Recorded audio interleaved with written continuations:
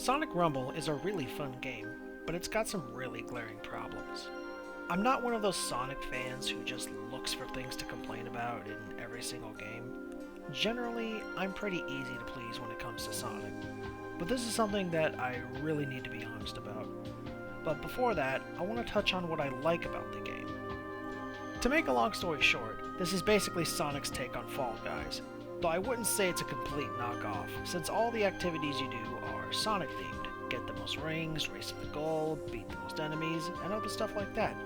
Levels are taken from many different games throughout Sonic's entire history, which is great because I kinda got tired of the classic era being the literal only thing getting attention. You also got these special moves you can do to be an asshole to the other player. My personal recommendations are Tackle and Dive Kick. They work with any character, they do damage while giving you a speed boost, and the Dive Kick lets you pretend you're a Kamen Rider. You can watch ads on the mobile version for bonus rewards, but that's completely optional. The Steam version does not have ads. You also got these raid bosses you can fight with other players. You can make your own little guild called the Crew, and there's tons of different characters you can play as. It's a neat little game, so how come everyone hates it so much? Well, the avatars from Sonic Forces are in the game, which is great, but they're all a bunch of pre-made separate characters. You can't actually customize any of them. The entire point of an avatar character in a game is to be able to customize it and make it your own. I want to make my Forces Wolf, but I can't. I gotta settle for a lookalike. And you don't even get to pick which one you can buy with your rings. You have to wait until they randomly rotate into the shop. It's also kinda stupid how your score and ranking is multiplied based on how many characters and cosmetics you have, instead of just being based on raw skill.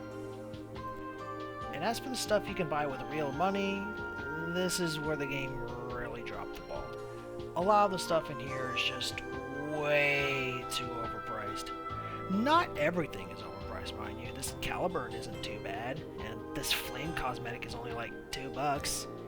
But then you see how many Red Star rings it costs to just get Shadow to wear this hoodie, and that's gonna run you about... yikes. All that for one little skin in one little game? This is not the kind of game where you should try to unlock every character and every cosmetic. Don't get me wrong, there's a lot of great characters and abilities you can get as a free player, but the fact that there's even any skins locked behind a $50 paywall is just absurd. It feels really predatory and greedy, especially in a time where everyone is price sensitive right now. Look at that. Y'all dropped all this money, but you're still getting your ass whooped by me, and I ain't spent a dime yet. What the fuck are y'all doing? This is the kind of thing that causes these types of games to have short lifespans.